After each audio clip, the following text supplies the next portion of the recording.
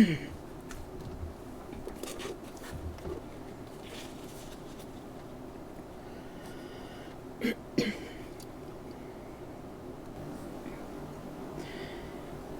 and welcome back to Storytime. I'm going to move a few things here on my desk.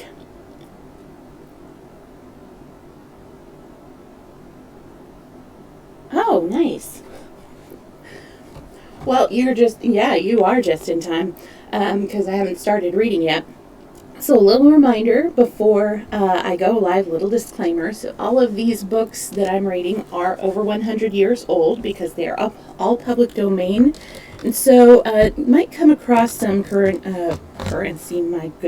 terminology and words and, thoughts that either you're not familiar with or don't really coincide with what we deem appropriate here. I have come across that a few times, and not my intention to step on anybody or anything like that. I do try to keep the story as true to the original as possible, but there are very few times where I will refuse to say like the word or the phrase that they say, and that is just because I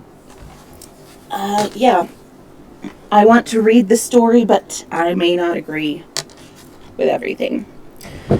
Anyways, we are, as you remember, kicking. We just started 20,000 Leagues Under the Sea, and it looks like we are about to meet the famous Captain Nemo. I don't know if you've ever heard of that character before, even just the name. But I think I've probably saw a movie of 20,000 Leagues Under the Sea way long ago. We're talking back in the 80s that Disney did. So I have a very, very vague vision in my head of what the interior of the submarine looked like. We'll see how Jules Verne describes it. Anyways, let's go ahead and get started. And also another quick reminder, I will try to not reply in chat until between chapters, just so that I can keep the flow going. All right. Chapter 8. Mobilis immobile. This movement, though so roughly executed, was performed with lightning rapidity. My companions and I had not time to look about us. I did not know I do not know that it was a great trial, our being thus introduced into the floating prison, but for my own part, I must say that a rapid shudder went through me. With whom had we to do? Doubtless with some pirates who were exploring the seas after their own fashion. Scarcely had the narrow panel been closed than we were surrounded by thick darkness. My eyes, coming from the daylight so suddenly, could distinguish nothing. I felt that I was upon an iron ladder. Ned Land and Conseil, held tightly, followed me. At the bottom of the ladder a door was opened and was shut upon us with a loud noise. We were left to ourselves. Where? I could not say, scarcely fancy. All around us was of such an absolute blackness that even after a time my eyes perceived none of those rays which were perceptible in the darkest night. Oh, perceptible. Ned Land, furious at such treatment, gave free vent to his indignation. "1,000 devils," he cried. "They call this hospitality. They only want to be cannibals to be perfect. I should not be surprised, and I will give them something before they make a meal of me." "Be quiet," Fred Ned. "Keep quiet," said Conseil calmly. "Don't look too far ahead. We're not roasted yet." "Roasted, no," replied Land, "but we are in the oven, and it is as dark at any rate. Fortunately, I have not lost my bowie knife, and I can generally see well enough to use it. The very first of those robbers who lays a finger on me—" "Don't pull yourself out, Ned," I said. "We shall gain nothing by useless violence. Who can tell whether they can hear us? Let us rather endeavor to ascertain where we are." I advanced with outstretched hands. After 5 paces, I touched a wall of riveted iron plates. Returning, I ran against a wooden table, near which were some stools. The floor was covered with a thick matting, which deadened the sounds of our footsteps. The bare walls had neither door nor window perceptible. Conseil, who had been making a tour in the opposite direction, joined me, and we came into the center of the cabin, which appeared to be about 20 feet long and 10 wide. Even Ned Land, with his great height to assist him, could not touch the ceiling. After half an hour had passed in this way, our eyes were suddenly exposed to a violently brilliant light. Our prison was suddenly illuminated. In the whiteness and intensity of this gleam, I recognized the electric light which produced the appearance of a magnificent phosphorescence round the submarine vessel. I was involuntarily obliged to close my eyes, and when I again opened them, I found that the light had been placed in a ground glass globe, which was fixed at the upper end of the cabin. "At last we can see something," cried Ned Land, who, bowie knife in hand, stood on the defensive. "Yes," I said, risking the antithesis, "but the situation is not the less obscure." "If monsieur will only have patience," said the impassible Conseil. The sudden illumination of the cabin gave me the opportunity to examine it more minutely. It only contained a table and 5 stools. The invisible door was hermetically closed. No sound reached our ear. Everyone seemed dead on board. Whether it was still moving over the surface of the ocean or plunged in its depths, I could not divine. However, the light had not been lighted for nothing, so I was in hopes that the crew of the vessel would soon put in an appearance. When people wish to put an end to prisoners, they do not illuminate the oubliettes. Quick note, oubliette, if you're not familiar, was a sort of, it is the French word oublier or oubliette, to forget, and it was just basically a really deep hole that they would throw people in and then just sort of forget about them, and then they would leave them to die in that way. Really, really grisly way to die. I was not mistaken. The noise of withdrawing bolts was heard. The door opened, and 2 men entered. One was rather short but strongly made, with immense breadth of shoulder, intellectual-looking, with thick black hair and beard, piercing eyes, and with the vivacity which characterizes the provincial population of France. Provincial. Diderot had justly maintained that man's gesture is metaphorical, and this little man was the living proof of that statement. One had a sort of feeling that his habitual discourse was made up of prospopoia, that is a strange word, metonymus, and hypolanges, but I was not able to verify this, as he always used a peculiar and utterly incomprehensible idiom. The second arrival deserves a more detailed description. A pupil of Gratoilette, or Engel, would have read his face like a book.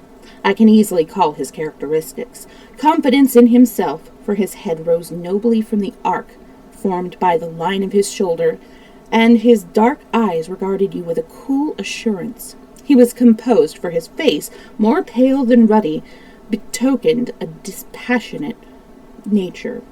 Energy he possessed, as demonstrated by the rapid contraction of the eyebrows. Finally, he was courteous, for his deep breathing denoted great vitality. I should add that this man was proud. His firm and composed look seemed to reflect elevated thoughts, and, added to this, the homogeneity of expression of the movements of his body and face, according to the observation of physiognomists,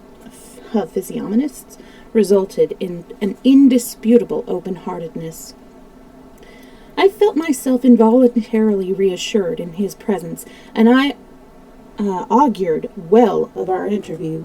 This person might have been any age between 35 and 50. He was tall, a wide forehead, straight nose, a well-shaped mouth, beautiful teeth, long, thin, and very muscular hands, worthy to serve an elevated and passionate mind.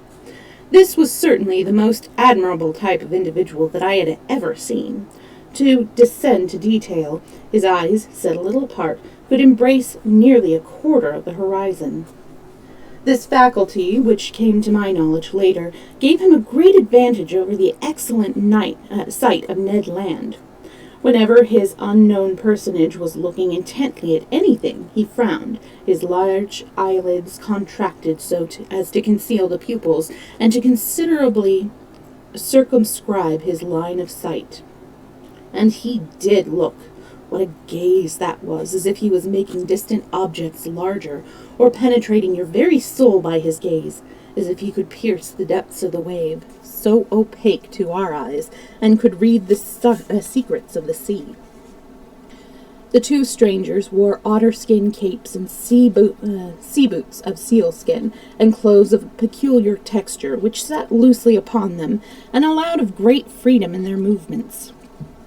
The taller of the two, evidently the captain, regarded us with great attention without speaking. Then, turning to his companion, he conversed with him in a language I did not understand. The other replied in a nod, adding a few unintelligible words. Then, with a glance, he appeared to interrogate us personally. I replied in good French that I did not understand his language, but he did not appear to comprehend mine, and the situation became somewhat embarrassing. If monsieur would relate our adventures, suggested Conseil, perhaps the gentleman would understand some of it. I then commenced a recital of our experiences, distinctly dwelling upon all the words, and without omitting a single detail. I announced our names and station. Then I presented in due form Monsieur Anorax, his servant Conseil, and Ned Land, the harpooner. The individual with the calm eyes listened quietly, even politely, and with great attention, but his face betrayed no sign that he understood a word. When I had finished, he remained perfectly silent. There still remained the English language, as a last resource. Perhaps he would understand that almost universal tongue. I was acquainted with it, and with German sufficiently to read it fluently, but not to speak it correctly. Now here it was absolutely necessary to be understood. "Do you try," I said to the harpooner, "speak the best English ever heard, Master Land, and try to be more successful than I have been." Ned made no objection and repeated my recital, so as I could understand it pretty well. The issue was the same, but the form was different. The Canadian was more energetic. He complained bitterly at being imprisoned, against the rights of nations, demanded legal satisfaction for his detention, invoked the Habeas Corpus Act, threatened to prosecute those who had kept us prisoners unlawfully. He kicked about, gesticulated, cried out, and finally, by a most expressive pantomime, gave them to understand that we were almost dying of hunger. This was true as a matter of fact, but we had nearly forgotten it. To his intense surprise, the harpooner did not appear to have been more intelligible than I was. Our hosts did not move a muscle of their faces. It was evident that they understood neither the languages of Argot nor Faraday. I was very much puzzled what to do next, when Conseil said, "If monsieur will permit me, I will speak to them in German." "What? Do you know German?" I cried. "Like a Dutchman," replied he, "if monsieur has no objection." "I am much pleased. Go on, my lad." And Conseil recounted for the third time the various adventures we had met with.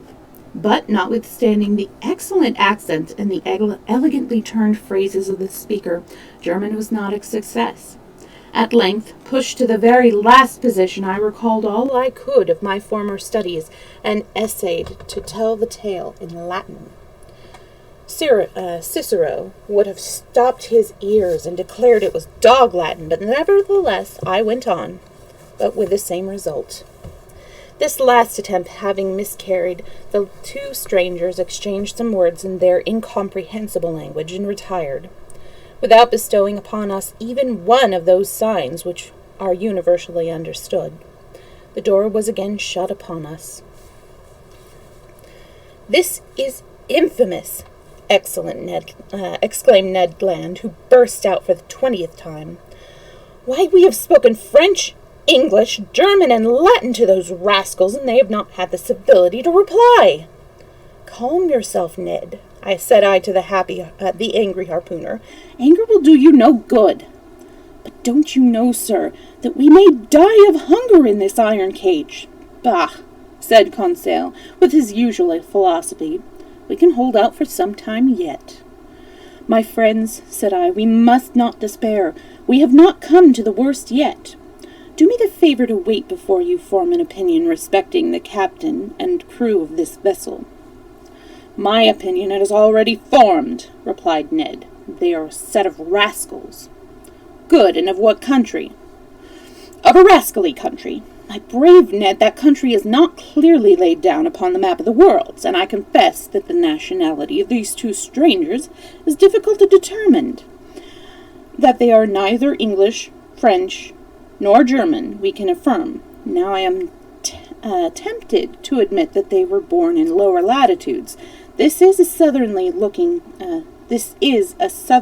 look about them. But whether they be Spaniards, Turks, Arabs, or Indians, their physical types do not enable me to decide. Their language is simply incomprehensible."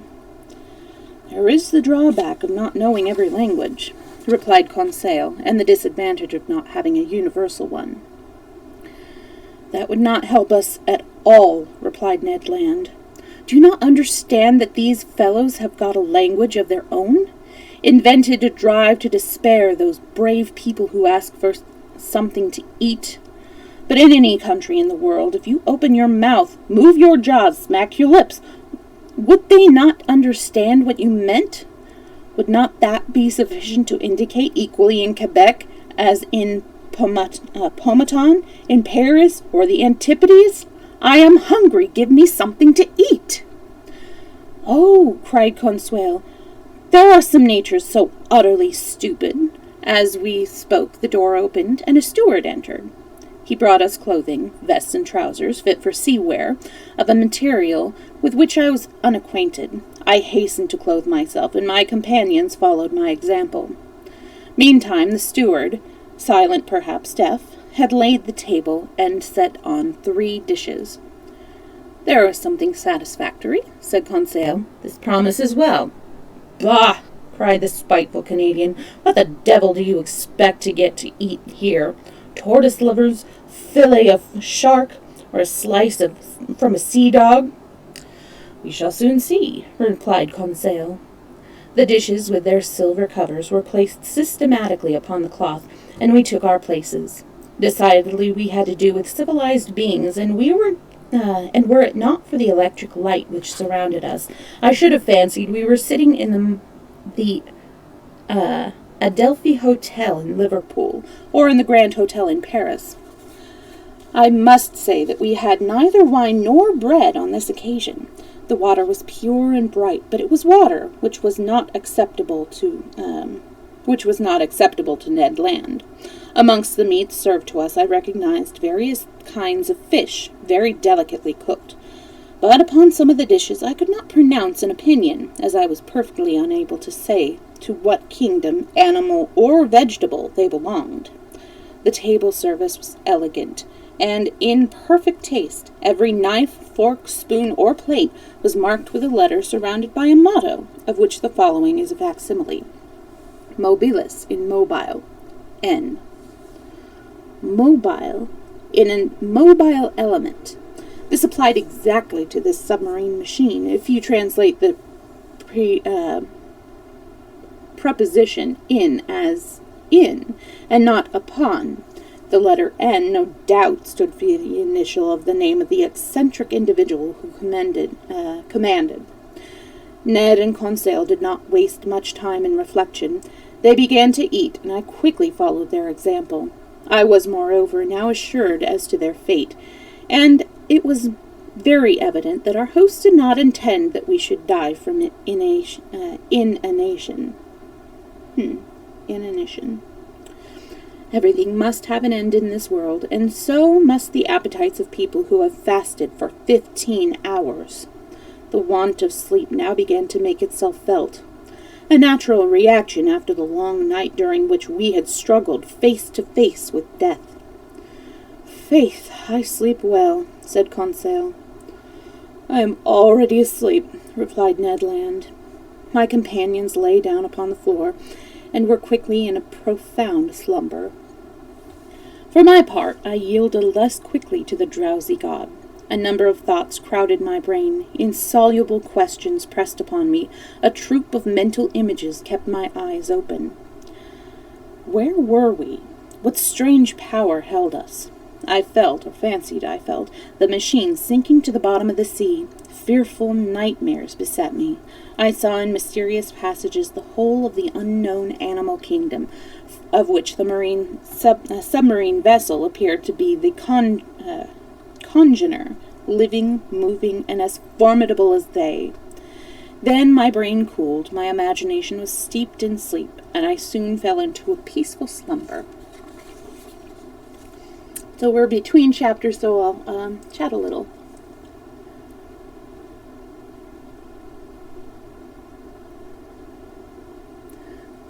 Oh, and good to see you, John and Polly Swags. Glad you both made it. The gaming stream is going to probably be at 4 o'clock my time. I don't know what it's going to be at your time. Probably midnight, I think. My day's been going all right. I totally forgot to eat until like 10 minutes before stream, so I was, rushing a little bit. And yesterday was really awesome. I woke up to find out that I had 51 followers, and then this morning found out I have 54, so I'm pretty stoked about that. I just need to get the average viewership up, and I'll be, yeah, I thought it might be midnight. But yeah, I'm pretty stoked. I'm almost to,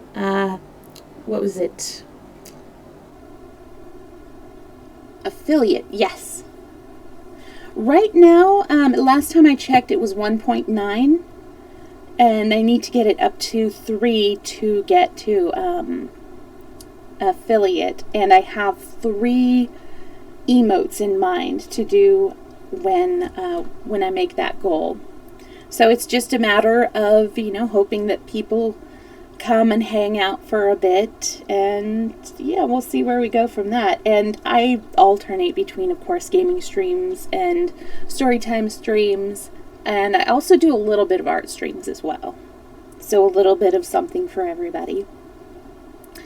I don't remember if you knew about my Discord. If you are interested in joining it, let me get the link to that really quick.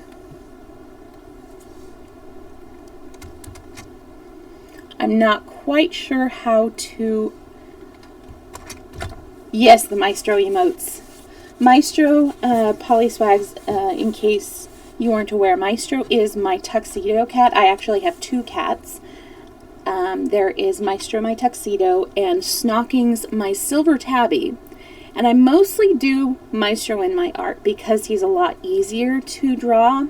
Snockings, the tabby lines are a bit more difficult. Oh, awesome, thank you so much. So I'll show you the 2 pieces of art that I have for my streams, these 2 screens.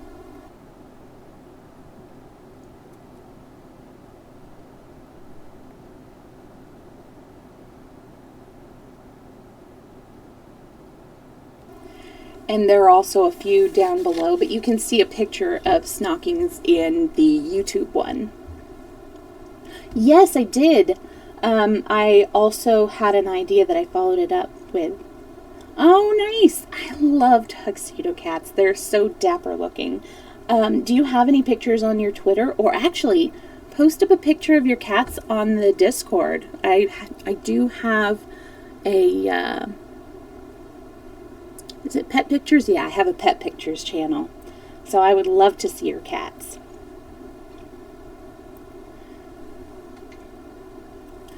So anyways, I'm going to go ahead and continue on, and then I'll stop and chat after the next chapter. Chapter 9. Ned Land's Anger. How long we slept I don't know, but it must have been some time as we awoke completely refreshed. I was the first to awake. My companions had not stirred, and remained stretched in the corner like lifeless beings. Scarcely had I got up from my hard bed when I perceived that my brain was clear and my mind invigorated. I then began to re-examine our cell attentively. Nothing had been altered in its arrangement. The prison was still a prison, the prisoners still prisoners, but the steward had cleared the table while we slept. There was no symptom of any approaching change for the better, and I began to wonder whether we were destined to live forever in that cage. This prospect was so much the more unpleasant, as, if my brain were clear, I felt my chest very much oppressed. My breathing had become difficult. The heavy air was not sufficient for the play of my lungs. The cell was certainly a large size, but it was evident that we had consumed the greater part of the oxygen it had contained. Each man breathes in an hour the amount of oxygen contained in 100 liters, 22 gallons, of atmospheric air, and this air, when almost equal to carbonic acid gas, becomes insupportable. It was, therefore, necessary to renovate the air of our prison, and, without doubt, also the atmosphere of our submarine boat. Here was a puzzling question. How did the commander of the floating dwelling get on? Did he obtain air by chemical means, by disengaging the oxygen contained in chlorate of potash, and by absorbing the carbonic acid by the caustic potash? In this case, he must keep up a communication with the earth to obtain a supply of these materials. Did he only take the precautions to store the air under great pressure in reservoirs, and free it again according to the requirements of the ship's company? Perhaps so. Or, what was much easier method, more economical, and therefore more probable, was that he came up to the surface of the water to breathe, like a cetacean, and for 24 hours renew his supply of oxygen. However it might be, and by whatever means, it appears to me prudent to employ it without delay. In fact, I was already obliged to breathe more quickly to extract what little oxygen the cell contained, and I was suddenly refreshed by a current of pure air perfumed with the odor of the sea. It was the true sea breeze, vivified and charged with iodine. I opened my mouth wide. I was sensible of a rocking motion, a rolling of some extent, but perfectly determinable. The monster had evidently come up to the surface to breathe, after the fashion of the whale. The mode of ventilating the ship was now perfectly apparent. While I was enjoying the pure air, I looked for the medium of its introduction, and was not long in discovering it. Over the door was an aperture, through which the fresh air entered the renovated vitiated atmosphere of the cabin. I had got so far in my observations when Ned and Conseil woke up at the same moment, under the influence of the fresh air. After sundry rubbings of the eyes and stretching of the arms, they got upon their feet. "Has monsieur slept well?" inquired Conseil with his usual politeness. "Very well indeed," I replied. "And you, Master Land?" "Soundly," was the answer. "But perhaps I am mistaken. I fancy I can detect the smell of the sea." A sailor could make no mistake at this point, and I told the Canadian what had passed. "That explains the roarings we heard when we supposed Narwhal was near the Abraham Lincoln," said Ned. "Quite so, Ned. That was its breathing. Only, Monsieur Anorax, I have no notion what time it is, unless it is dinner time." "Dinner time, my worthy harpooner? Say rather breakfast time, for we are certainly in another day." "Which shows that we have slept for 24 hours. "That is my opinion," I replied. "I will not contradict you," replied Ned Land, "but dinner or breakfast, I should be glad to see the steward, whichever he may bring." "Both," said Conseil. "Just so," replied Ned. "We are entitled to 2 meals, and for my part, I could do justice to both." "Listen, Ned," said I. "It is very evident that these people do not intend to starve us, else the dinner yesterday would have had no meaning, unless they wanted to fatten us up a bit. I must protest against that, said I. We have not fallen among cannibals. Once is not a custom, replied the Canadian seriously. Who can tell whether these people have not been deprived of fresh meat for some time? And in that case, three such individuals as you, monsieur, your servant, and I, banish such thoughts, land, I said, and above all things, do not go out of your way to abuse our hosts. That will only make matters worse. In any case, said Ned, I'm as hungry as 1,000 devils, dinner or breakfast. The meal is not here. We must conform to the regulation of the ship, I replied. Possibly our appetites are in advance of the galley clock. And I suppose that is set correctly, said Conseil calmly. That is like you, friend Conseil, replied the impetuous Canadian. You don't ever trouble yourself much, and you are always calm. You're the kind of fellow to say grace before our Benedicite?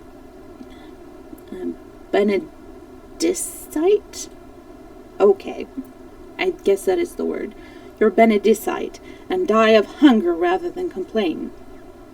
What is the use of complaining? Asked Conseil.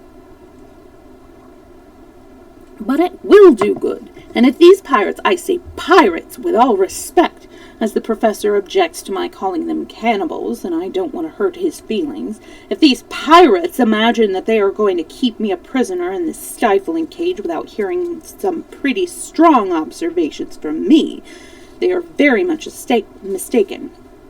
Look here, Monsieur Anorax, tell me frankly, do you think we shall be kept long in this iron box?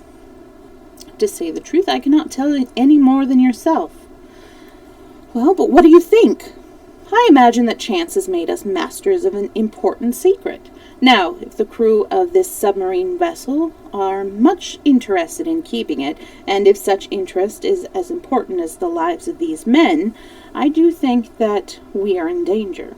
But in the contrary case, the monster may put us ashore again amongst our species. Unless we enroll with the crew, said Conseil, and take care of his secret that way. Until some day, replied Ned, when some frigate better found, and faster than the Abraham Lincoln, takes possession of this nest of robbers, and sends us and them to swing at the yardarm. A good argument, Land, said I, but nothing of all this has yet happened. It is useless to discuss what has happened until the case arises. I repeat, let us wait and act according to circumstances. We need do nothing, because there is nothing to do. On the contrary, sir, replied the Canadian, who would not give in. We ought to do something. Well, what? Save ourselves. Try to escape. To escape from a prison on land is difficult, but to get out of a submarine prison perhaps appears to me impracticable. Now, friend Ned, said Conseil, what do you say to monsieur? I cannot believe that an American is ever at a loss. The harpooner, visibly embarrassed, was silent. Flight under the circumstances was out of the question. But a Canadian is half a Frenchman, and Master Land showed that by his reply. So, Monsieur Anorax, he said after some minutes' consideration, you do not know what people ought to do who cannot escape from their prisons? No, my friend. It is very simple. They ought to arrange in what manner they will remain. By Jove, said Conseil, I think you are better inside than either above or below. But having overcome gaolers, keys, and bolts? What, Ned, is it possible that you are seriously contemplating escape from this vessel? Very seriously indeed, replied the Canadian. Impossible. Why so, sir? Some favorable opportunity may arise, and I do not see why I should not profit by it. If there are not more than 20 men on board, they will not be able to resist 2 Frenchmen and a Canadian, I suppose. It was better to admit this proposition than to discuss it, so I contented myself by saying, wait events and see. But till the time comes, pray curb your impatience. We cannot act except by stratagem, and it is not in our power to create opportunities. So promise me that you will take things as they come quietly." "I promise, sir," replied Ned, in a tone but little reassuring. Not a coarse nor violent word shall pass my lips, not a gesture shall be perceived, even if the table not be served by desirable regularity." "I have your promise, Ned," I replied. Our conversation ceased, and each of us began to reflect. For myself, I confess, notwithstanding the assurance of the harpooner, I did not delude myself. I did not admit those favorable chances of which Ned had spoken. To be so well maneuvered, the marine boat must be well manned and equipped, and consequently, in the event of a dispute, we should get the worst of it. Besides, above all, it was necessary to be at liberty, and we were not. I did not perceive any means of flight from this close prison, and if the strange commander of this vessel had a secret to preserve, which was at least probable, he would not permit us to be at large on board. Now, whether he would be rid of us by violence or land us safely upon some corner of the earth was the question. All these hypotheses appeared to me extremely plausible, and one needed to be a harpooner to hope to regain his liberty. I comprehend, moreover, that Ned Land's intentions were by no means in keeping with his reflections. I heard him beginning to mutter strange oaths, and his gestures were becoming threatening. He got up and walked about like a wild beast in a cage, hitting and kicking the walls as he pleased. By and by his anger evaporated, and hunger began to assail him cruelly, and yet the steward appeared not. Our position, as shipwrecked people, had been forgotten too long if they had really been well-intentioned towards us. Ned Land, really suffering from his hunger, got more and more angry, and, notwithstanding his promise, I was afraid of an explosion should any of the crew enter our cabin. For 2 long hours Ned's anger burned. He called, he shouted in vain. The walls were impervious to sound. I could not hear any sound within the boat. It was not moving, for we should, in that event, have felt the throbbings of the screw. Plunged in this state of uncertainty beneath the waves, we seemed to belong to earth no more. The death-like silence was appalling. I did not dare to contemplate the chances of a lengthened abandonment and isolation in this cell. The hopes I had conceived after our interview with the commander faded by degrees. His kind expression of countenance, pleasant look, and nobility of mien all faded from my memory. I recalled this extraordinary personage as he had now become, necessarily pitiless and cruel. I put him out of the pale of humanity, inaccessible to every sentiment of pity, the remorseless enemy of his fellow creatures, amongst whom he had sworn an undying enmity.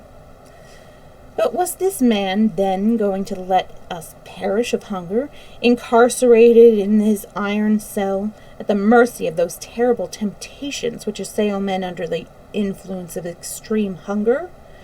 This fearful thought burnt itself into my brain, and imagination being at work. I felt myself becoming the prey of a maddening terror. Conseil was quite resigned. Ned was raging. At this juncture, a voice was heard outside. Footsteps were heard on the iron flooring. The bolts were drawn back, and the steward appeared.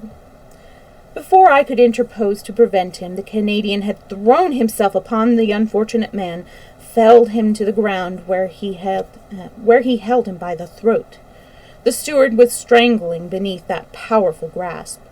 Conseil had already attempted to loosen the deadly grasp of the harpooner, and I was about to assist, when I was glued to the spot by hearing a voice called out in French, "Calm yourself, Master Land, and you also, Professor, and be as good as to listen to me." Between chapters, taking a little break. Oh, nice. I like this book too, yeah. Excellent. What times were you thinking? Post up on the Discord when you'll be doing that. I liked the little thing. I forgot to show my sister. I was going to show my sister the deconstructed fidget spinners that you're going to be using.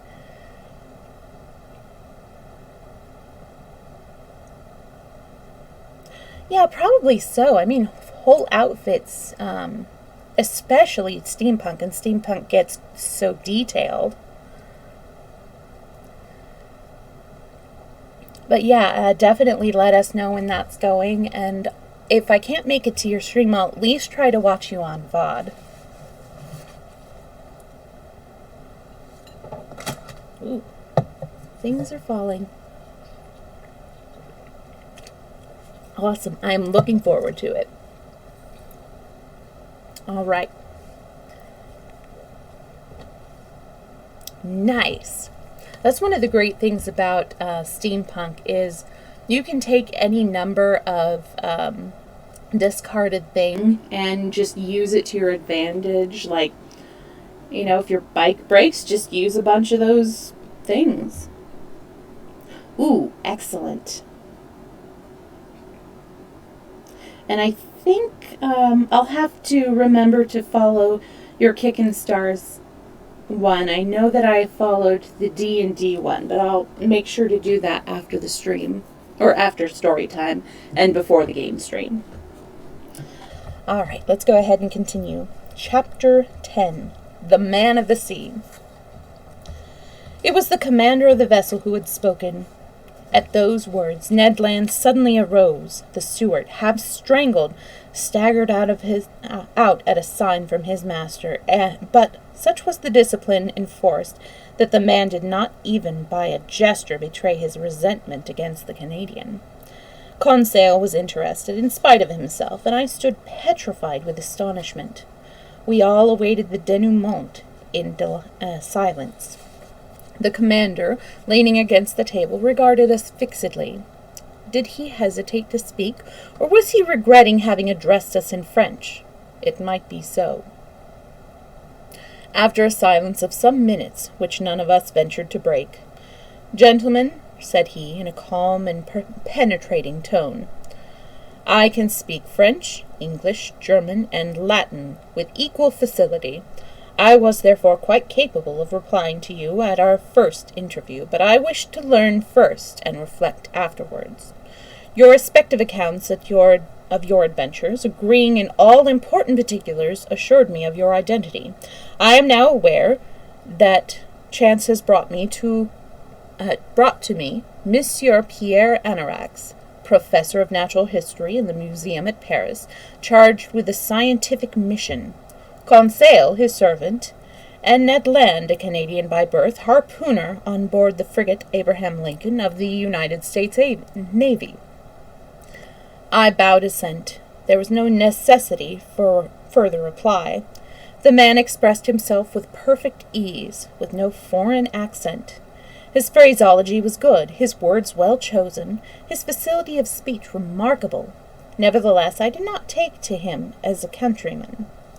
He continued, "You have doubtless thought that I have been a long time in paying you a second visit. It was because your identity once established, I wished to consider seriously how to act towards you.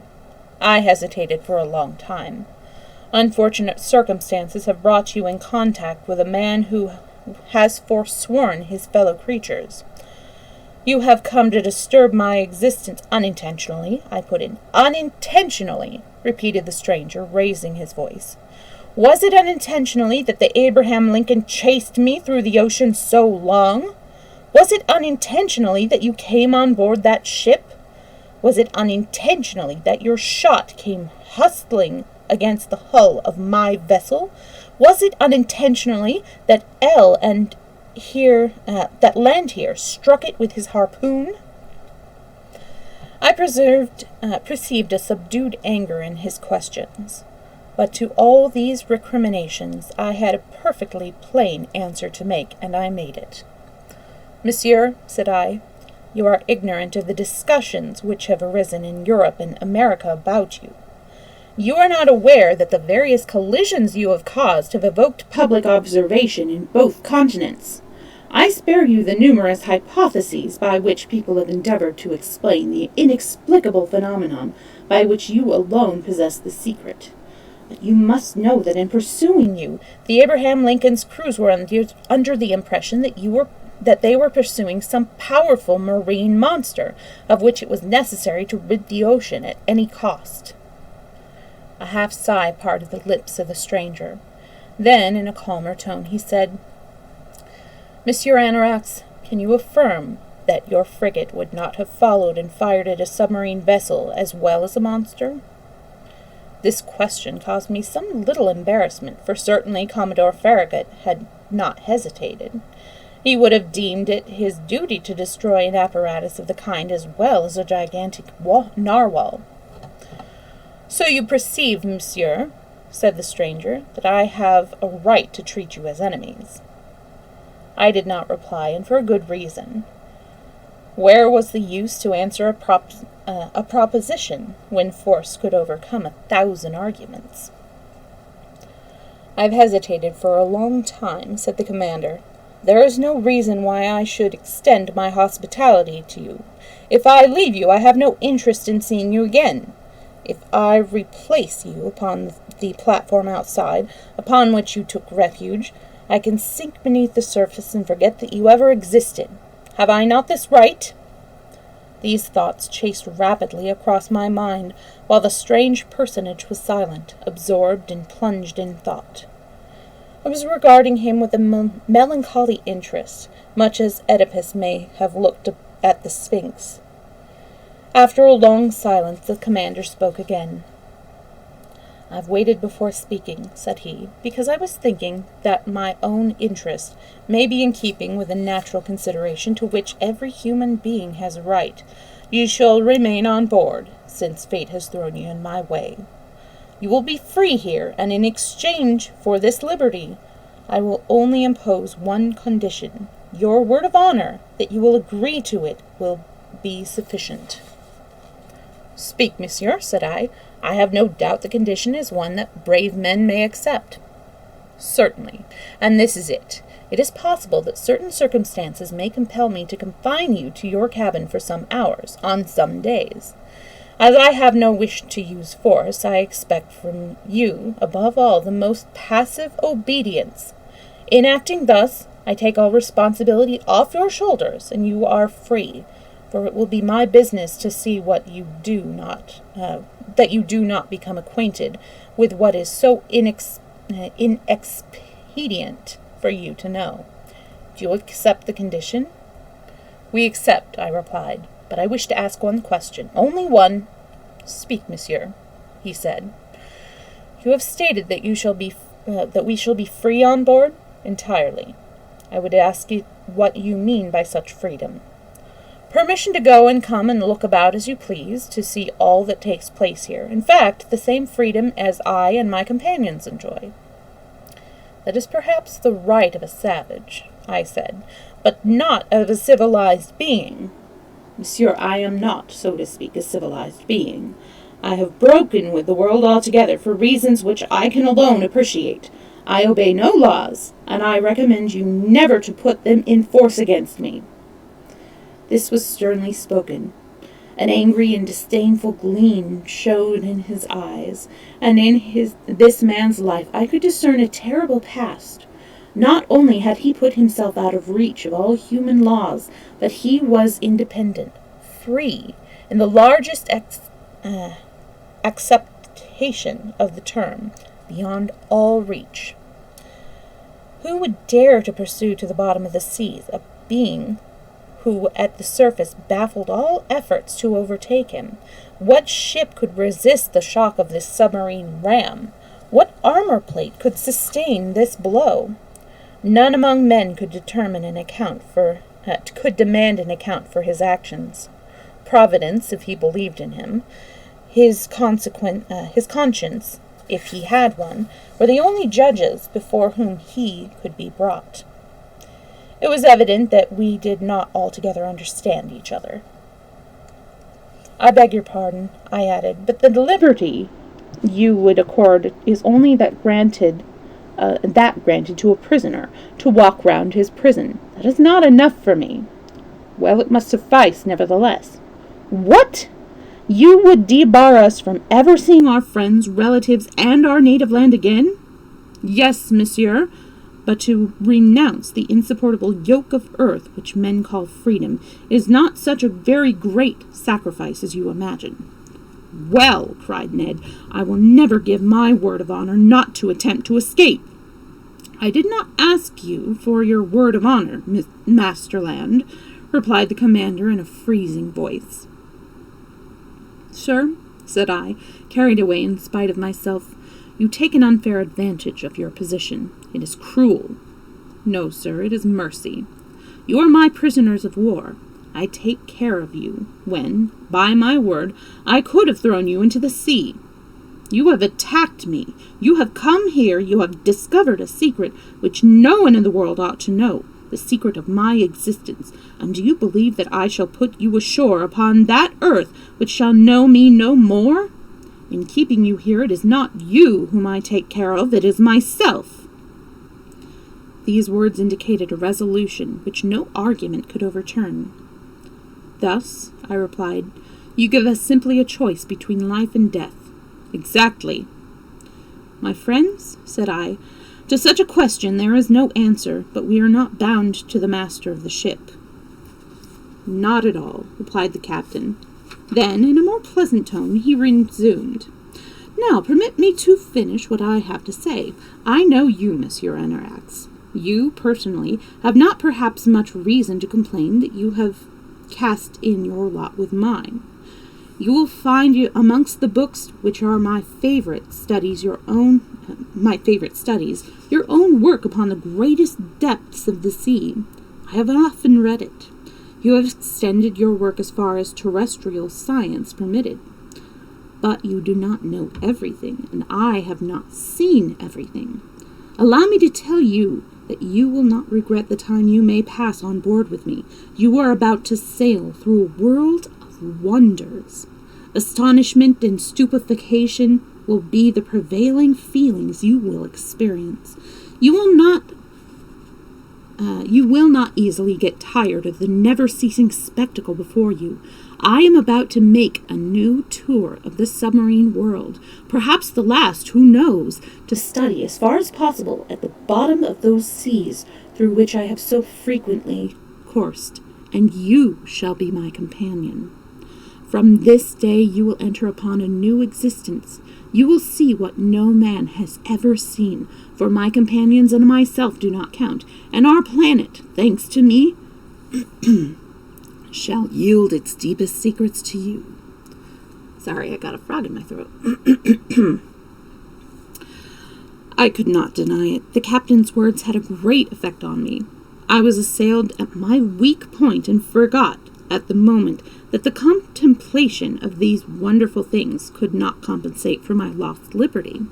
However, I counted upon the future to solve this question, so I answered, "Monsieur, if you have quarreled with humanity, I like to think that you have not renounced every human feeling. You are shipwrecked people, received charitably on board your vessel. We do not forget that. As for me, I am not sure but that if the interests of science will permit me to forget the want of freedom, I can promise myself that our intercourse will be very pleasant." I fancied that the commander would tender me his hand to ratify our agreement. He did not do so, and, for his sake, I was sorry for it. "One last question," I said, as this strange individual was about to retire. "Well, monsieur, by what name shall I address you?" "Sir," he replied, "to you I am but Captain Nemo, and your companions and yourself are to me only passengers in the ship Nautilus." Captain Nemo then called the steward, to whom he gave his orders in that strange language which I could not make out. Then, turning to Conseil and the Canadian, he said to them, "A meal awaits you in your cabin. be so good as to follow that man." "This is not to be refused," said the harpooner, and Conseil and he quitted the cell in which they had been interned 30 hours. "Now, Monsieur Anorax, our breakfast is ready. Allow me to lead the way." "At your orders, Captain." "I know, Captain Nemo, finally." I followed Captain Nemo, and as soon as I had passed the door, I entered a sort of corridor, illuminated by electric light, and resembling the waist of a ship. After proceeding a short distance, a second door was opened before me. I was ushered in a dining room, ornamented and furnished in perfect taste. Oaken shelves inlaid with ebony were erected at each end of this room, upon which were displayed in varying orders china, earthenware, porcelain, and glass of inestimable value. The table surfaces glittered beneath the rays which extended to the ceiling, whose fine frescoes toned down the powerful light. In the center of the room was a splendidly served table. Captain Nemo pointed out my place. "Sit down," said he, "and eat like a man who was dying of hunger." The meal was composed of a certain number of dishes which only the sea could have supplied, and some of which I was entirely ignorant. They were very good, but of curious flavor, to which, however, I speedily became accustomed. These various dishes were rich in phosphorus, and from this I argued that they were of oceanic origin. Captain Nemo was looking at me. I asked him nothing, but he divined my thoughts and replied voluntarily to the question I was burning to address him with. "The greater part of these dishes are unknown," said he, "but you may eat without fear. They are wholesome and nourishing. For years I have renounced all sustenance derived from the earth, and am none the worse. My crew, who are strong fellows, live as I do." "All these things are produced in the sea, then?" "Yes, the ocean furnishes me with all I require. Sometimes I spread my nets astern and haul them in ready to break. Sometimes I go hunting in this element so inaccessible to man, and I take the game that inhabits the submarine forests. My flock, like those of Father Neptune, feed fearlessly in the submarine pastures, and share a vast estate which I cultivate myself, and which is always sown by the hand of the Creator of all things." I gazed at Captain Nemo in astonishment, and replied, "I can quite understand that your nets furnish you excellent fish, but I do not quite comprehend how you hunt the aquatic game in the submarine forests, and, least of all, why so small a portion of meat appears at your table." "For the reason that I never consume the flesh of terrestrial animals." "But this now?" I retorted, pointing to a dish upon which some slices of a fillet were placed. "That which you believe to be meat is nothing but tortoise fillet. Here is likewise some dolphin liver, which you might take some for pork. My cook is an experienced hand, and excels in preparing the various productions of the sea. Taste those. Here is a conserve d'olures, which Malaise declares unrivaled. Here is a cream made of the milk from the breast of a cetacean, and sugar from the great ficus of the North Sea. And finally, allow me to offer you these confitures d'anemones, which are equal to the most pleasant fruits." I tasted them, more out of curiosity than hunger, while Captain Nemo amused me with his improbable tales. But this inexhaustible sea not only feeds, but clothes me. That material you wear is made from the byssus of certain shellfish. They are colored from the purple of the ancients, variegated with the violet tints which I extracted from the apellysis of the Mediterranean. The perfumes you will find upon your dressing table is composed of the have been produced by the distillation of marine plants.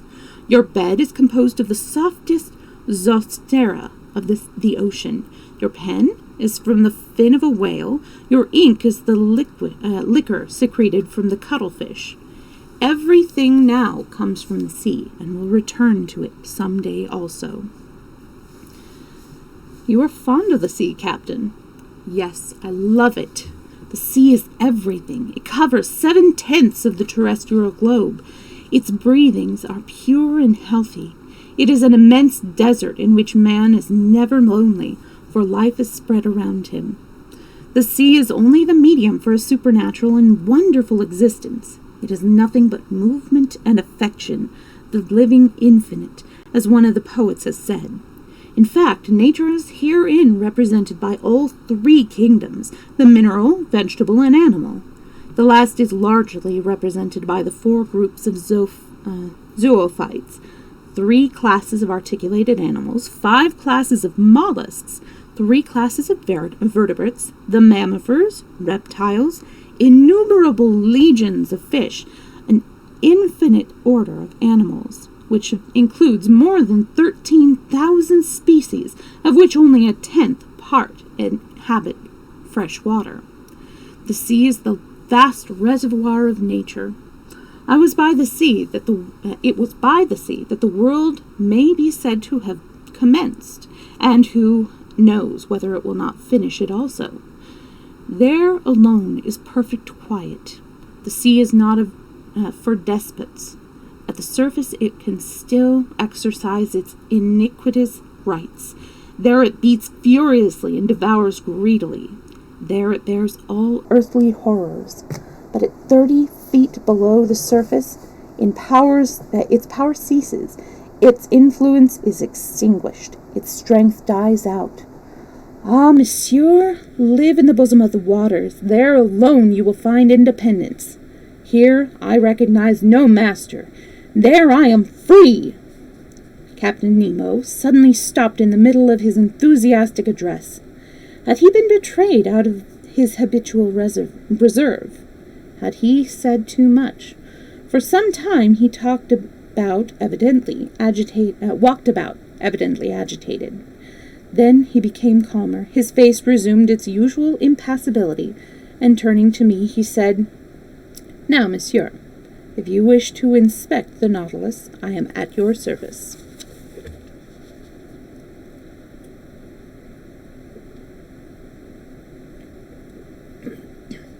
Oh, a time lapse. Oh, that is a great idea.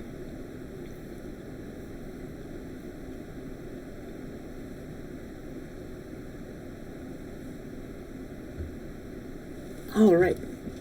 Chapter 11. Captain Nemo, the Nautilus. Captain Nemo got up from his chair. I followed him.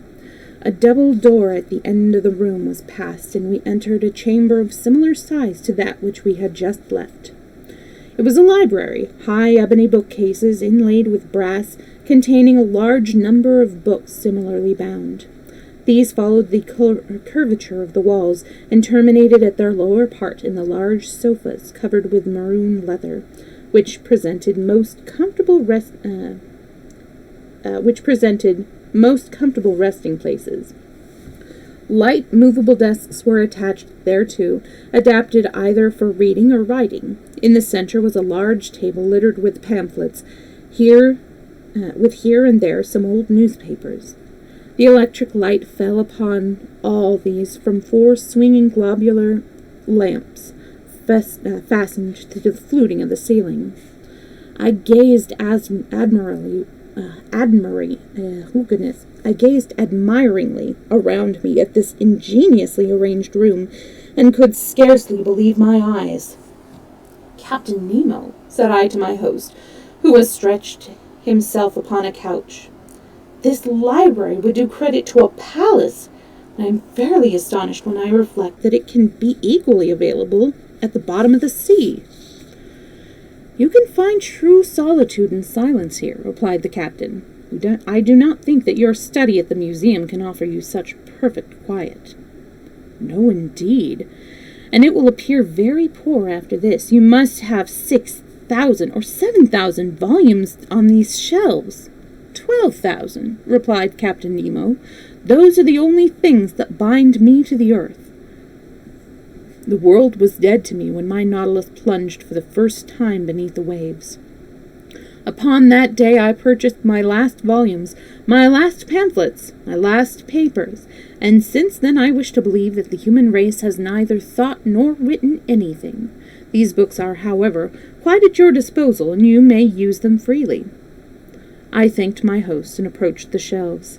These were books of science and moral and literary subjects in every language, but I did not perceive any work upon political economy.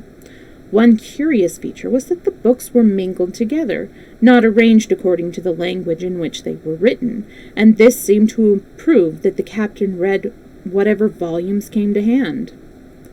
Amongst the books I noticed the greatest works of ancient and modern celebrities, that is to say, all the finest works that humanity has produced.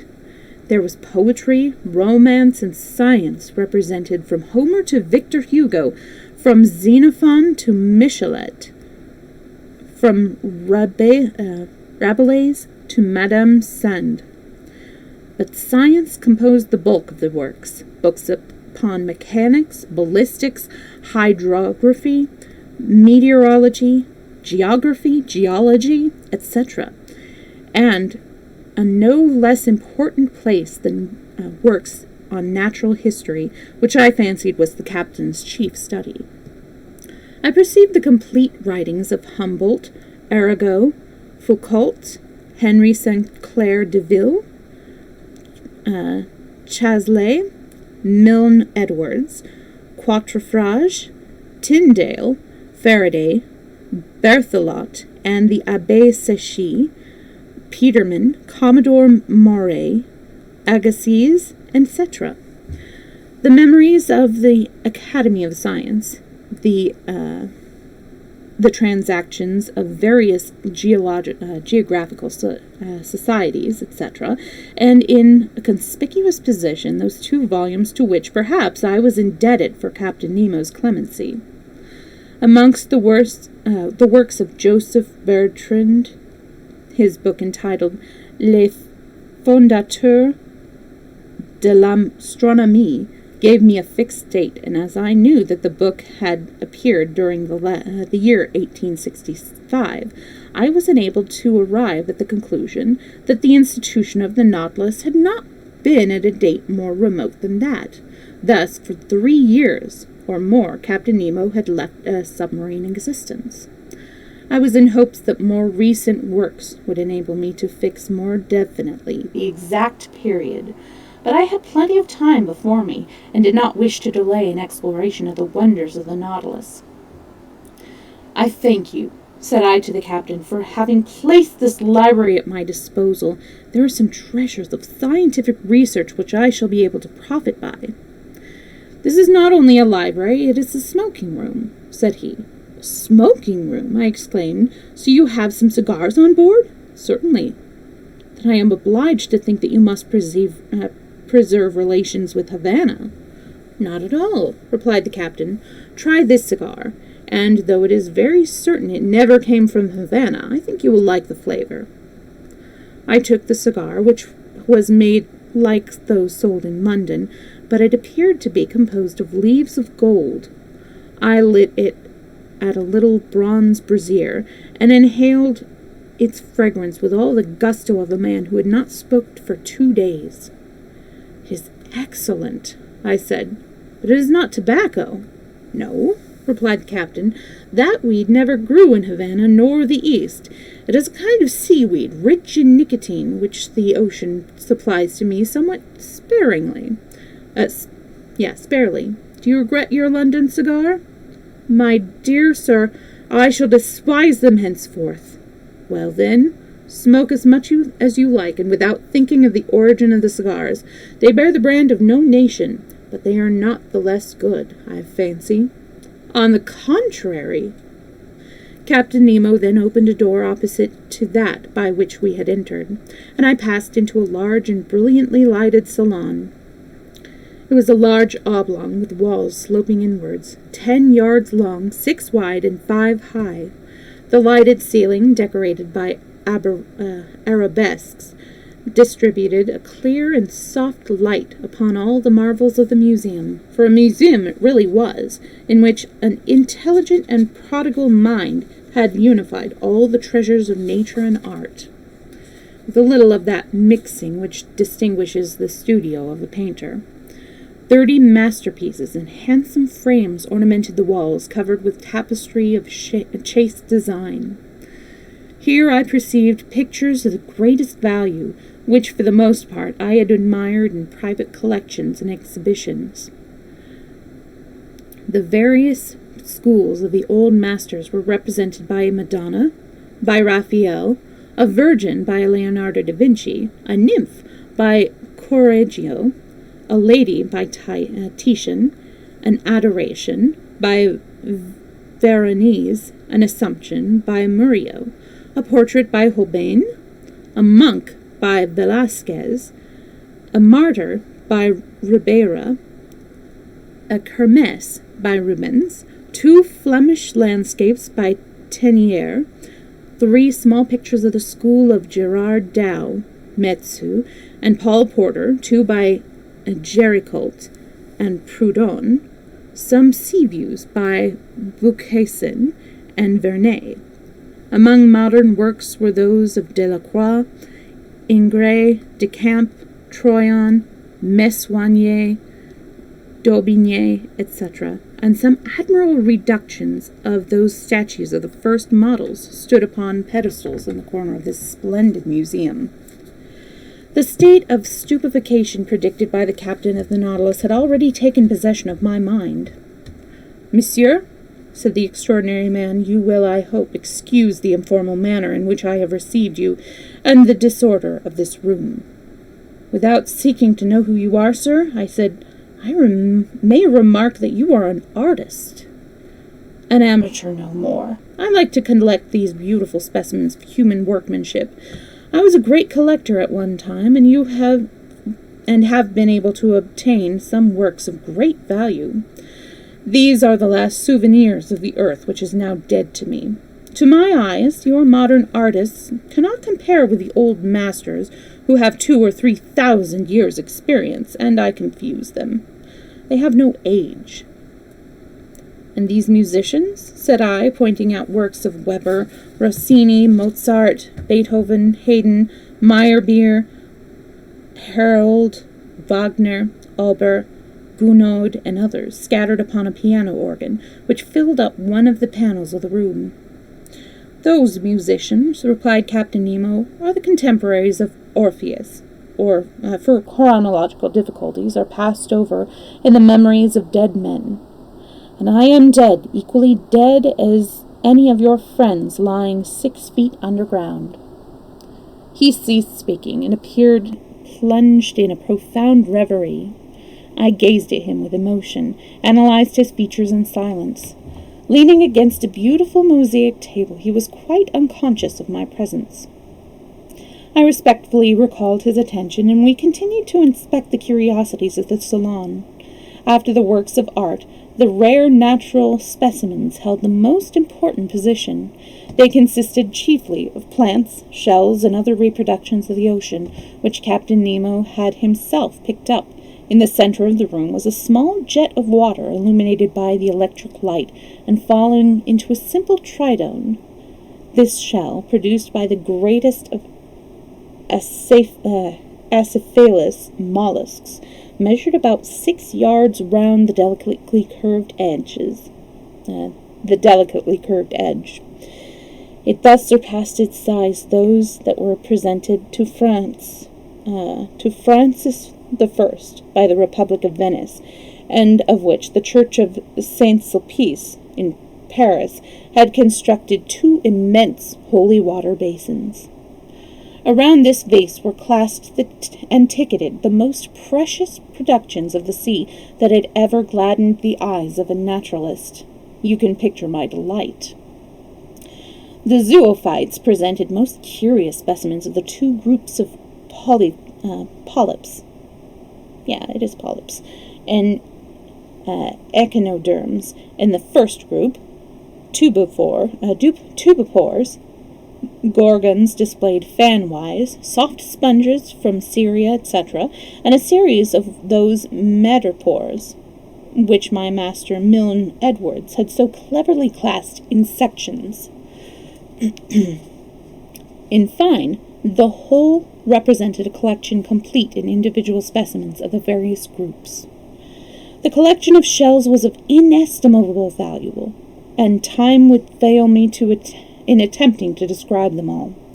Amongst them I well remember the elegant royal hammerfish of the Indian Ocean, whose regularly placed white spots showed out upon the red or brown beneath, an imperial spondide of vivid coloring, bristling with spines, a rare specimen in European museums, and worth, I should say, 20,000 francs, a common specimen of hammerfish from New Holland, where it is now easy to produce. However, Bucardia of Senegal, fragile white bivalves, bivalves, which one may blow away like a soap bubble, a whole series of trochee, some greenish-brown from American waters, some reddish-brown related to those of New Holland. The former from the Gulf of Mexico, remarkable for their imbricated shells. The latter, the Stellaria, found in the South Seas, the rarest of all the magnificent spar shell of New Zealand, and, in fine, Ovula, Oliva, Buccini, Volupta, Harpa, Cassis, Cerethia, Fissurella, Patella, and other delicate and fragile shells to which science has given most charming names. Besides, and in special compartments, were displayed rows of pearls of great beauty, which the electric light tipped with little scintillations.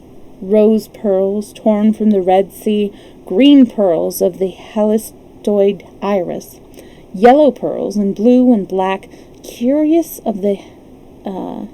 products of various mollusks in every ocean, and in certain watercourses, besides many other specimens of immense value.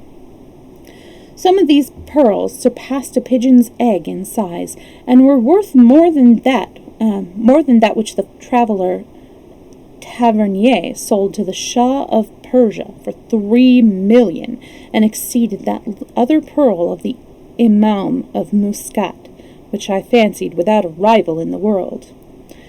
So to calculate the value of this collection was almost impossible. Captain Nemo must have spent millions on his specimens, and I was thinking how he could thus afford to gratify his tastes, when I was interrupted by his saying, "You're examining my shells, monsieur. They can interest a nautilus, but they have a greater charm for me, for I have collected them all myself, and there is not any part of the oceanic world that has escaped my search." "I can quite understand," said I, "the pleasure of floating in the midst of such riches. You are one of those who have made your own fortune. No museum in Europe possesses such a collection as yours, but if I go on admiring these so much, I shall have no wonder left for the vessel that carries us. I do not wish to pry into your secrets, but I confess that the speed of the Nautilus, the machinery that guides her, the power that animates her, all have excited my curiosity to a very high pitch. I see hanging from these walls some instruments with whose uses I am acquainted. May I know what they are?" "Monsieur Anorax," replied the captain, "I have already told you that you are free on board my ship, and so no part of the Nautilus is forbidden to you. You can go over her, and I shall be very happy to be your conductor." "I really don't know how to thank you, monsieur, but I will not abuse your confidence. I will only inquire the uses of those instruments." "Similar instruments will be found in my room, and I will explain their uses there. But first, come and see your own cabin. You ought to know how you are likely to be lodged on board the Nautilus."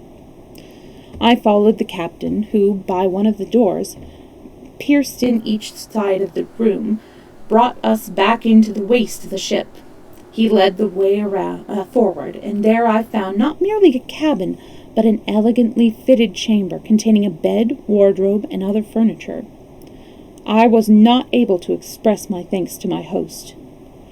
"Your room is contiguous to mine," said he, opening a door as he spoke, "and mine opens into the room we have just left." I entered his room. It had an austere appearance, almost monkish. An iron bedstead, a work table, and some toilette furniture. The light was dim. There was nothing cozy about it. It was necessary. What was necessary was there, but nothing more. Captain Nemo pointed to a seat. "Won't you sit down?" he said. I sat down, and he addressed me as follows.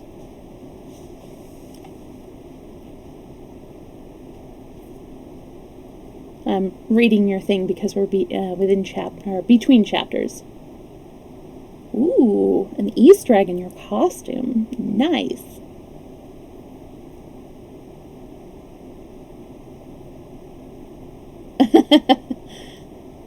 Writing is a lot of fun. I've actually probably written all my life. I started out when I was, I want to say I was about 8 or so, and I wrote these little, when you're just starting to read, and there are those little readers, like the leveled readers, level 1, 2, 3, 4, and I wrote a couple of them for my sister. And then I also wrote a story about our cat, but I didn't know how to spell sweet, and so I ended up writing Sweat Cakes, and that was fun. Her name was Sweet Cakes. Ooh, yeah. Yeah, I like when a series all, like, they may not be like a series, but they're all connected in some way. If you read manga, there is this group called Clamp. They wrote Cardcaptor Sakura and XX-Holic, Tsubasa, and even though they don't all go together, they are all connected in some way. Like, they'll make references to things in other books, and you'll see characters just like in passing. And also, actually, have you ever seen any... Oh, goodness, why am I forgetting his name? He's probably the most famous horror, intrigue, mystery filmographer ever. Director, mostly, but he didn't direct all of his movies. Alfred Hitchcock. So in almost every single Alfred Hitchcock movie or show, mostly in his later ones, he appeared just like as a tiny little Easter egg. So he's in every single one. And also in Pixar, I don't know if you were aware of that, they have a person who has appeared in every single Pixar movie. Now I have to remember his name. I don't remember it, but he did a pretty big role in Toy Story. He was the dinosaur, and then he'll appear like very, very briefly in other ones, like in Coco. He was one of the ghosts that was going through customs, and he was the one who was going to visit his, I forget what they're called, at his dentist's office. And so it was just like one word he spoke, but it was enough. So I love those little Easter eggs in that. Oh, yeah, I forgot about that. I keep forgetting to look for that ball in every movie. But yeah, if you can... I'll try to remember his name. I'll try to post it up in the Discord so you can try to see which role he was in every movie. And some of them are big, like I said. Some of them are like super tiny.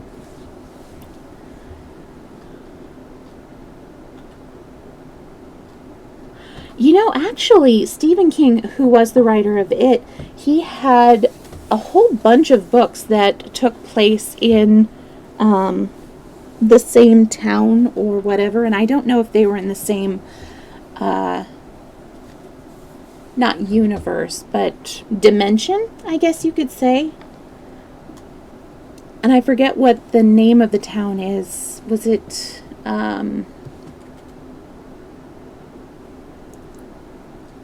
Yeah, I don't remember, but almost all of his books take place in Maine because he lives in Maine. So much fun. Okay, let us continue on.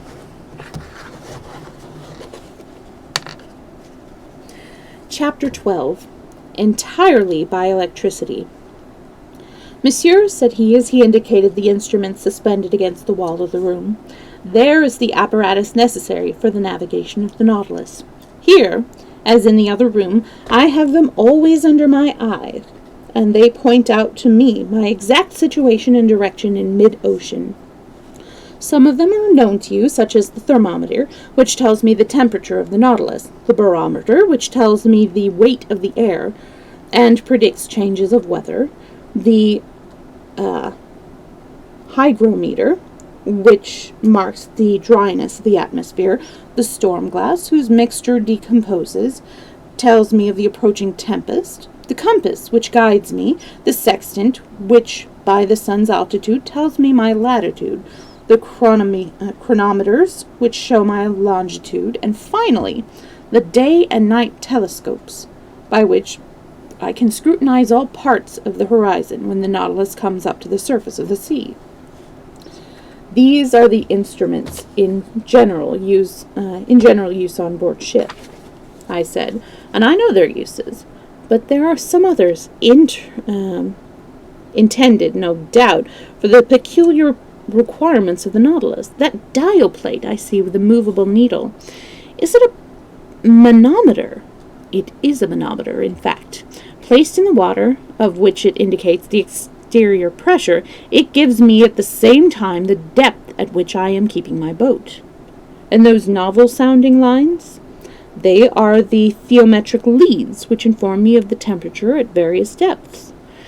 And those instruments, with the use of which I am unacquainted.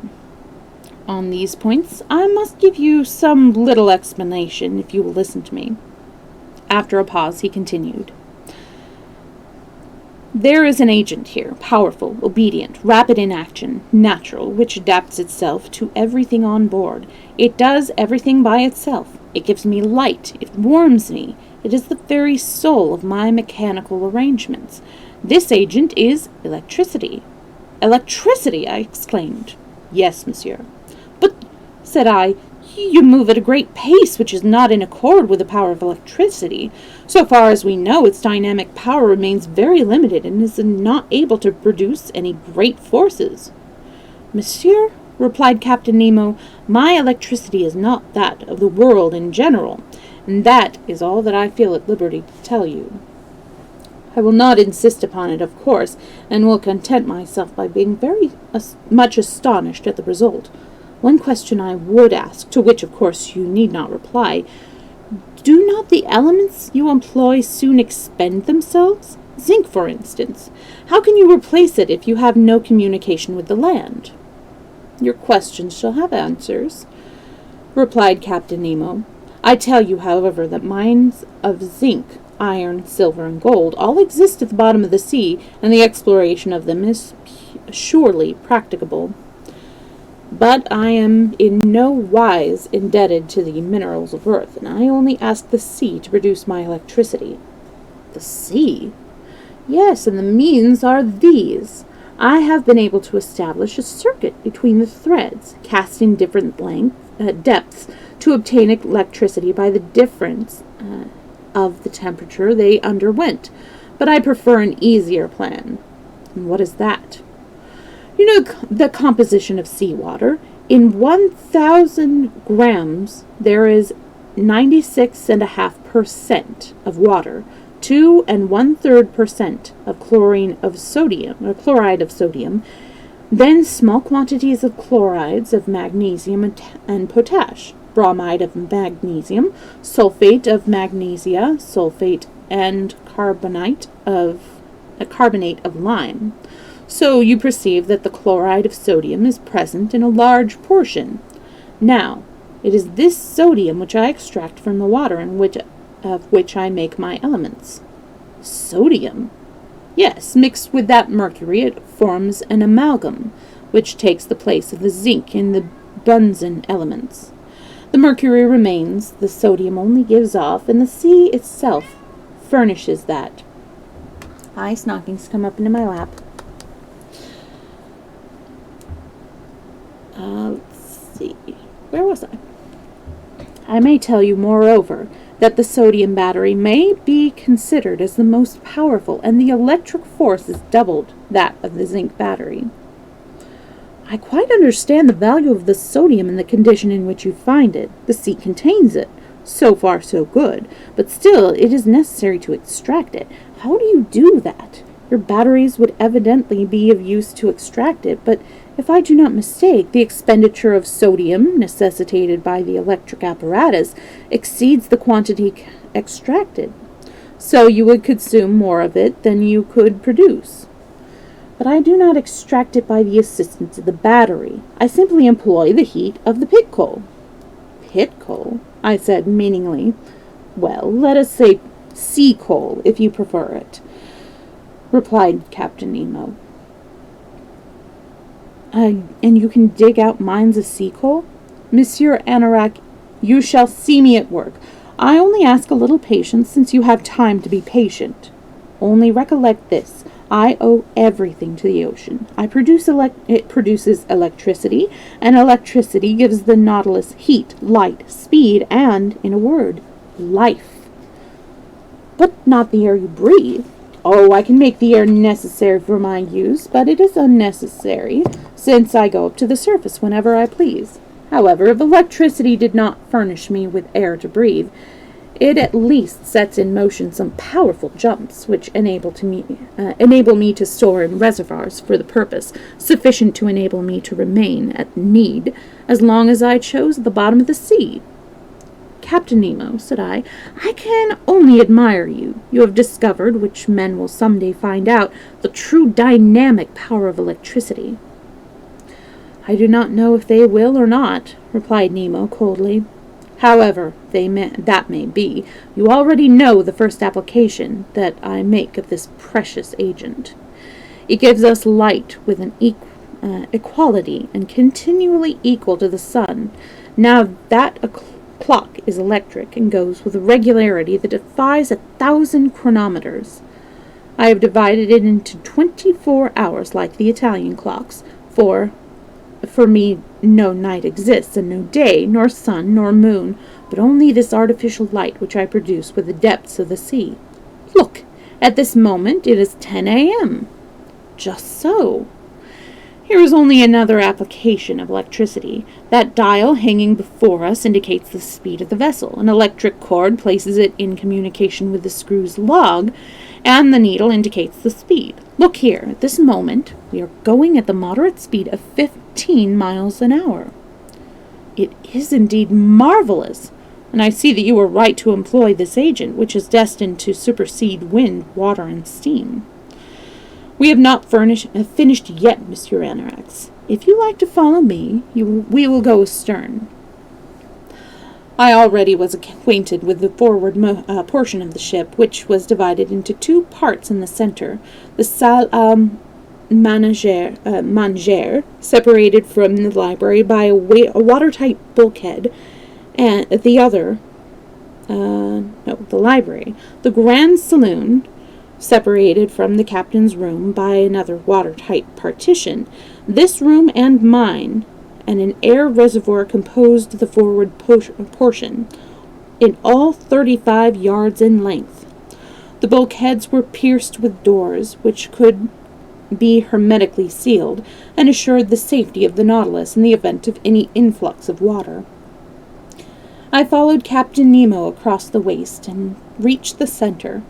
There was a sort of well which opened between two bulkheads. An iron ladder led upwards. I asked the use of which this ladder was put. It leads to the launch. What? Have you a boat, too? Certainly, and an excellent one, light and impossible to sink, which serves for pleasure or fishing. But when you wish to embark in it, you must surely go up to the surface by the sea. By no means. This boat is fastened to the upper part of the hull of the Nautilus. The rest is a cavity prepared. Rests in a cavity prepared for it. It is decked, absolutely staunched, and kept secured by solid bolts. This ladder leads to a manhole in the hull of the Nautilus, which corresponds to another hole in the side of the launch. It is through these openings that I enter the boat. In shutting one, I open the other by pressure of a screw. I pull out the bolts, and the boat rises with great swiftness to the surface, and I then open the deck panel, hitherto carefully closed. I step the mast, hoist my sail, or take to the oars and pull out. But how do you return on boat? I do not return. It is the Nautilus which comes up. At your order? Yes, an electric cord is extended between us. I merely send a telegram, and that is sufficient. In fact, said I, intoxicated by these wonders, nothing can be more easy.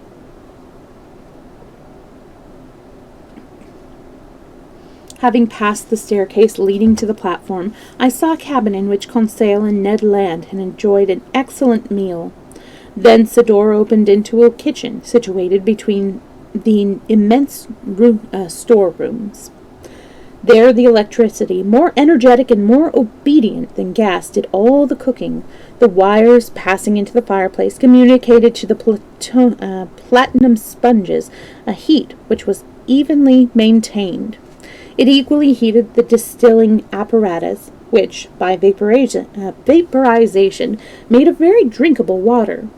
From the kitchen opened a bathroom, comfortably arranged, with hot and cold water laid on. Beyond the kitchen was the sailor's cabin, but the door was closed, and I was not able to inspect its arrangements, which might have given me some idea of the number of men required to navigate the Nautilus. At the end, another bulkhead separated this cabin from the engine room. A door was opened, and I found myself in the compartment in which Captain Nemo, a most accomplished engineer, had arranged the machinery. The engine room, well lighted, was of great extent. It was properly divided into two parts, one for the elements which produced the electricity, the other for the mechanisms which moved the screw. I was first surprised by the smell, sui generis, which pervaded the room. Captain Nemo noticed my impressions. It is only an escape of gas produced by the use of the sodium, but it is not very unpleasant. Moreover, every morning we purify and ventilate the ship thoroughly. But now I begin to examine with a lively interest the engine of the Nautilus. You perceive, said the captain, that I employ the Bunsen elements in preference of the Ruhmkorff, which did not answer. The Bunsen elements are fewer but stronger, as experience has shown. The electricity produced goes to the stern of the vessel, where it acts by means of electromagnets, great power upon a particular system of levers and gearings, which transmit the motions to the shaft of the screw. Thus, a diameter of 6 meters and a pitch of 7.5 can give me 120 revolutions in a second. And you obtain from that a speed of 50 miles per hour. There was some mystery here, but I did not insist upon an explanation. How could electricity yield such a force? Where did this illimitable force take its origin? Was it in the excessive tension obtained by a novel kind of bobbins? Was there in its transmission through the system of levers the power to increase it indefinitely? That was what I could not understand. Captain Nemo, said I see the result, and I do not seek the explanation of the means. I have seen the Nautilus maneuver before the Abraham Lincoln, and I know its speed, but speed is not everything. You must be able to see whither you are going. You must have the power to direct your course to the right or left, up or down. How do you reach the deeps, where you must support a pressure of hundreds of atmospheres? How do you rise to the surface of the ocean? Finally, how do you maintain your vessel halfway when it suits you to do so? Am I indiscreet in asking all these questions? Not at all, said the captain, after a little hesitation. Since you are never likely to quit this submarine vessel, come into the saloon. It is our study, and there you shall be made acquainted with all you ought to know regarding the Nautilus.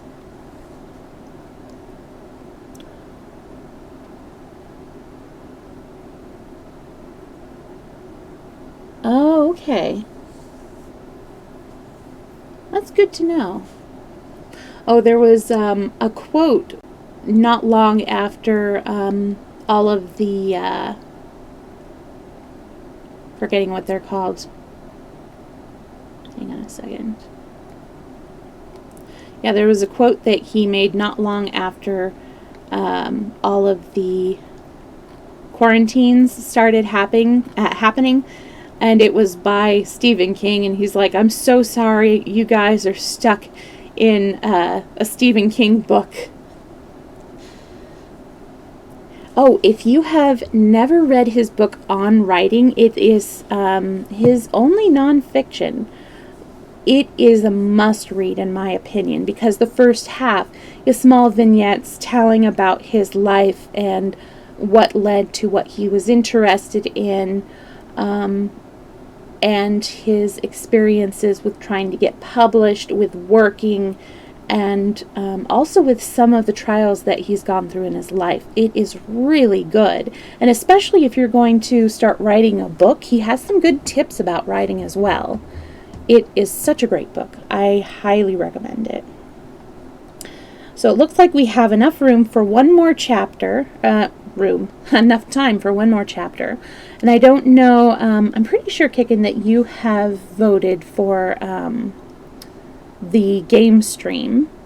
But if you haven't, and if anybody else hasn't, please vote for what you would like me to play after the Storytime stream is over, which is probably going to be in about like 10 or 15 minutes. And it is, I believe, in Stream News. Let me double check. Yes, it is in Stream News. It looks like we have 2 votes for Minecraft and 1 vote each for Terraria single player and for multiplayer. So we may be playing some Minecraft, which I haven't done in a little while. All right, Chapter 13, a few figures. We were soon seated in the saloon, enjoying our cigars. The captain placed a diagram in my hands, showing the sections and elevation of the Nautilus. He then commenced his description as follows. You perceive, Monsieur Anorak, that my boat is an elongated cylinder pointed at the extremities. It is of much the same shape as a cigar, a form which has already been tried in England and several vessels. Its length is exactly 70 yards, its greatest breadth 10 yards. It is not, you see, constructed exactly on the principle of your swift-going steamers, but its lines are sufficiently lengthened to permit the displacement of water to pass away easily, and to oppose no serious resistance to its progress. The above measurements will enable you to arrive at the displacement and weight of the Nautilus. Its surface measures 11,045 over 100 square meters. 4,500 square meters. Its volume 1,502 meters. So, when completely immersed, it displaces its weight 1,500 cubic meters of tons, or tons. Then I planned this vessel. When I planned this vessel for submarine navigation, I intended that 9/10 should be immersed and 1/10 out of the water. Consequently, it would not displace more than 9/10 of its volume. That is to say, 1,356 and 48/100 square meters for the same number of tons.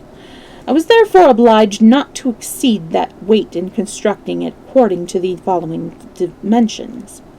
The Nautilus is composed of 2 hulls, one within the other, fastened by T-shaped bolts which give the vessel great strength. In fact, it has as much resistance in this form as a solid mass would possess. The bulwark cannot be broken. It adheres by itself, and it is not riveted. The homogeneity of this construction of the joining of the materials enables us to defy the most violent seas. The two hulls are made of iron plates, whose density with respect to the water is as 7 8/10. The first is not less than 2.5 inches thick, and weighs 364 96 hundredths tons.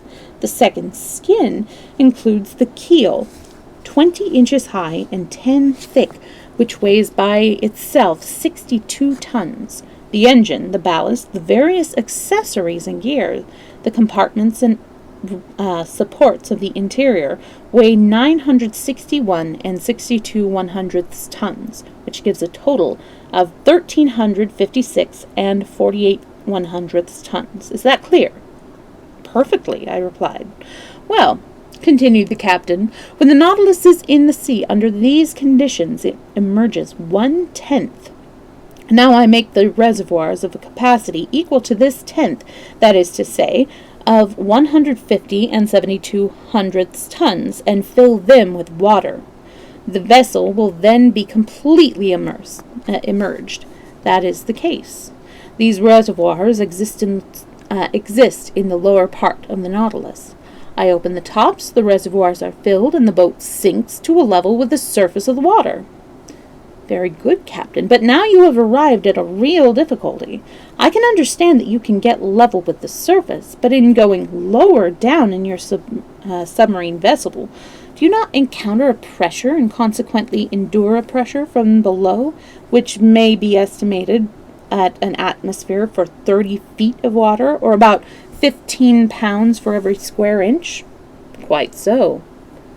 Then unless you fill up the Nautilus altogether, I do not see how you can get her down to the bottom of the sea. Monsieur, replied Captain Nemo, you cannot confuse statics and dynamics without running the risk of grave errors. It gives me very little trouble to reach the depths of the ocean, for all bodies have a tendency to sink. Do you follow me? I'm listening, Captain. When I wish to determine what increase of weight I must give the Nautilus to sink her, I have only to think of the reduction in the vessel volume of seawater, according as we get lower and lower down. That's clear enough, I replied. Now, if water be not absolutely incompressible, it is nearly so. In fact, according to the latest calculations, it is only 0.000436 per atmosphere or for each 30 feet of depth.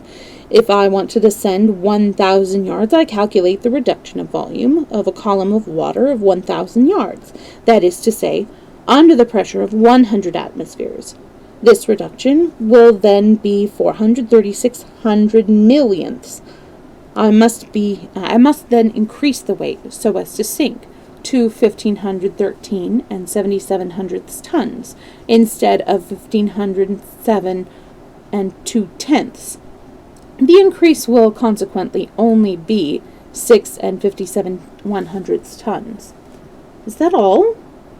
Yes, and the calculation can be easily verified. I have supplementary reservoirs capable of holding 100 tons, so I can descend to a very considerable depth.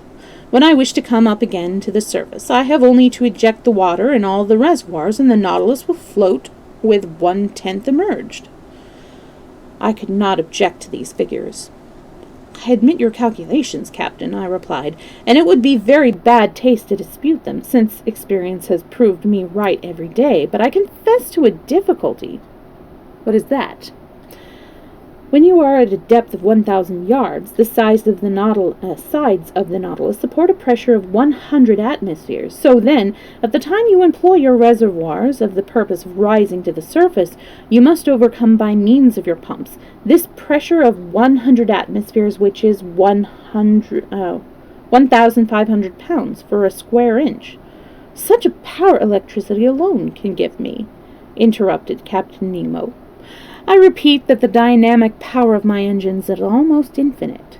The pumps have enormous power. For instance, look at the columns of water thrown into a torrent upon the decks of the Abraham Lincoln. Besides, I do not fill my supplementary reservoirs, except to reach moderate depths, but when the fancy seizes me to visit the very bottom of the sea, or 2 or 3 leagues below the surface, I employ other, more complicated, but not less certain measures. What are they? I inquired. That naturally leads me to tell you how the Nautilus is worked. I'm very anxious to know, I assure you. To steer her to the larboard or starboard, to work her horizontally, in a word, I make use of an ordinary rudder with a large blade fixed behind the stern post, and which a wheel and tackling puts in motion. But I can also move the Nautilus up and down vertically by means of 2 inclined planes attached to her sides at the center of flotation. These are movable and fitted to take any position, and which are worked from inside by powerful levers. These are kept parallel to the vessel when she is moving horizontally, but if inclined upwards or downwards, the Nautilus follows the same direction, and by the power of her screw plunges or rises at any angle I please. And even if I wish to return very rapidly to the surface, I shift the screw, and the pressure of the water sends the Nautilus vertically to the surface, as a balloon filled with hydrogen mounts into the air. Bravo, Captain, I cried, but how can the steersman find the proper direction beneath the water? The helmsman is placed in a glazed compartment which opens upon... Oh, goodness. Sorry, sounds like my cat knocked over the noisy recycling. The helmsman is placed in a glazed compartment which opens upon the upper part of the vessel, which is fitted with lenticular glasses. Glasses capable of resisting so great a pressure? Certainly. Crystal, though fragile to a blow, will resist considerable pressure. In fishing experiences by electric light in the North Sea, in 1864, plates of this material, of only 1/3 of an inch in thickness, resist a pressure of 16 atmospheres, to say nothing of the heated rays which divided the heat unequally. Now the glass I make use of, are not less than 21 centimeters thick in the center, that is to say, 30 times more than those. Admitted, said I, but to be able to see the light, you must overcome the obscurity of the water. How is that accomplished? Behind the steersman, a powerful electric light is placed, which lights up the sea for half a mile ahead. Well done, indeed, Captain. I can now comprehend the phosphorescence of the pretended narwhal, which has puzzled all the knowing ones. By the way, may I ask if the collision between the Nautilus and the Scotia was purely accidental? Entirely so. I was moving 2 yards under water when the collision occurred. I saw that it had no unpleasant result. None, but how about your meeting with the Abraham Lincoln? I'm very sorry, monsieur, for one of the ships of the fine American Navy, but she attacked me, and I only defended myself. Moreover, I was content to let the frigate off easily. They will have no difficulty to repair her in the nearest port. Ah! I cried, with an air of conviction. There is no doubt that your Nautilus is a wonderful vessel. Yes, replied Captain Nemo with emotion. Indeed she is, and I love her as my own child. If all is danger upon one of your vessels launched upon the ocean, if upon the sea the first impression is of the gulf beneath, as has been well said by Jansen, in the Nautilus a man has nothing to fear. No injury, for the double hull is as strong as iron can be. No inconvenience from rolling or pitching, no sails for the wind to carry away, no boilers to burst, no fires to fear, since the fittings are all iron, no coal to exhaust, because electricity is the motive power. No collision need be feared, because we can traverse the very deeps of the ocean. No storm to brave, because at a few yards beneath the surface all is still. So there, monsieur, there is the ship par excellence. And if it be true that the engineer has more confidence in the ship than the builder, and the builder more than the captain himself, you can understand how proud I am of my Nautilus, since I am constructor, engineer, and captain in my own person." He spoke with a persuasive elegance. The flashing eyes, the passionate gesture, seemed to change him completely. Truly he loved his ship as a parent his child. But another, perhaps an indiscreet question, naturally presented itself, and I risked it. "Are you an engineer, then, Captain Nemo?" "Yes," he replied. "I studied in London, Paris, and New York." "But how could you secretly construct such a vessel as the Nautilus?" "Each part, Monsieur Aronnax, reached me from a different part of the world, and under a false name. The keel was forged at Creusot, the screw shaft by Penn & Co., London. The iron plates were made by Laird, of Liverpool. The screw was by Scott, of Glasgow. The reservoirs were constructed by Cale & Company, in Paris. The engine by Krupp, in Prussia. The spur in the workshop of Motala, in Sweden. The instruments at Hart Brothers, New York, and each the manufacturer received my plans under a different name. But when the parts were made, it was necessary to put them together. I established my workshops in a desert island in the open sea.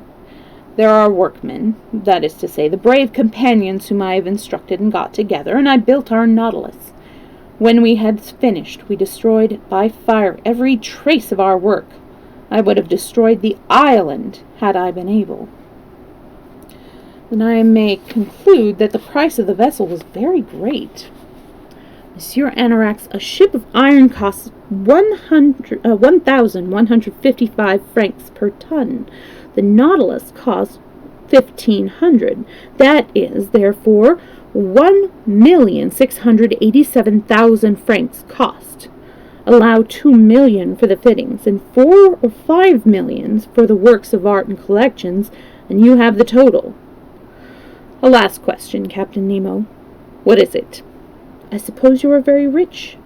Infinitely wealthy, monsieur. I could, without inconvenience, pay the 10 milliards of the French debt. I looked steadily at his extraordinary individual as he spoke thus. Was he taking advantage of my credulity? The future will show.